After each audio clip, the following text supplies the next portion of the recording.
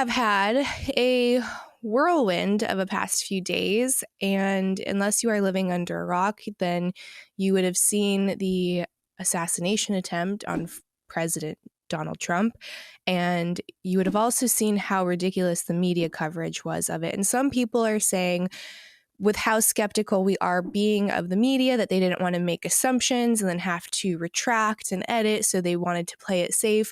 But maybe that would have been true for a few headlines, but every single headline was kind of running around the actual situation and saying that he had fallen or Secret Service had interrupted, but none of them wanted to say that there was a shooter or an assassination attempt. And even the ones that are saying shooter, that term is being used what seems deliberately instead of the very evil and obvious thing that it was, which is they tried to kill a former president. When it comes to the accountability of this, I don't like blaming anyone but the person that acted. And I think that there's a lot of people that are blaming the media right now, and they're saying that they should be held responsible for this young man's really deranged actions. But we've seen that on the other side as well, where people try to blame people on the right, or specifically Donald Trump, when it comes to January 6th. And they're like, well, his rhetoric is what led us here. His divisiveness is what led us here. I like to place blame in the individuals because I believe in autonomy, and I don't think that casting that off onto anyone else is fair or it's right. And I think it becomes a very slippery slope. Some of the criticism when it comes to the mainstream media outlets and where the blame is being suggested is by calling him Hitler, a threat to democracy, a dictator, someone who needs to be stopped, a threat to national security, and an enemy of the state. Now, while all of those things seem super hyperbolic and obviously not true, I think when you have that repeated enough, it's very easy to get into a place where you feel like the person is a genuine threat to your livelihood, the existence of the country, and that maybe you have to take matters into your own hands if something or someone's not changing. Where is the line between free speech and the media's obligation to tell the truth to people, and journalists' commitment to the truth that used to be a standard that seems to have kind of gone extinct?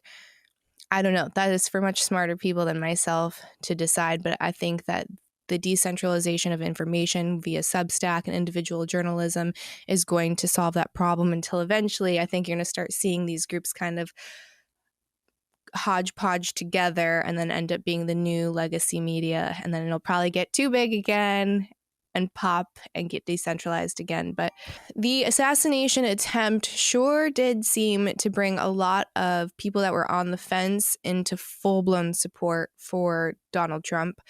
I don't know if that's just my algorithm or if that is what you're seeing too. Let me know.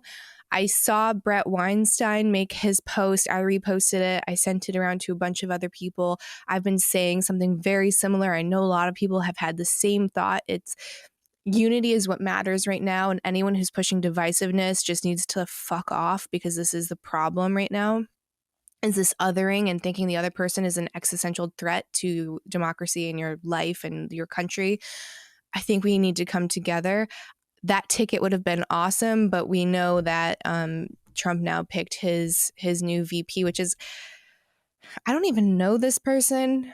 Marianne Williamson, who I'm not a big fan of. I've got some friends that are very big supporters. I don't understand how.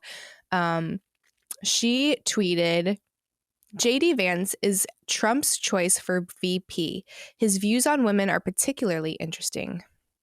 We are effectively run in this country by a bunch of childless cat ladies who are miserable at their own lives and their choices that they've made. So they want to make the rest of the country miserable too. Unquote. Lovely, says Marianne Williamson. I retweeted it, and she's not being treated kindly in the comments. There seems to be a lot of people that are anti-natalist, anti-family, don't want to conserve anything, miserable, that are making a lot of laws and policies that are going to affect future generations. If you don't have children, and you particularly don't believe in having families and you think that that is a threat to the climate, I don't know that you should be in a position that is going to impact said future generations. The way that you view life after you become a parent is profoundly different. The way that you think is profoundly different. And it's not to say that you have to have kids to be in a leadership position, but I do think that there should be more people that do have families than that don't, because you need to be able to relate to something that goes way beyond your single, maybe 80 to 100 years. You're thinking about your great grandchildren and how things are going to affect them. And then the things that you worry about are profoundly different. Some things become so small, and other things that seemed to not be an issue become very pressing. So, I mean, I don't disagree with that quote, but again, I don't know a lot about him, but I retweeted it and I thought it was funny. And I just like to stir the pot a little bit.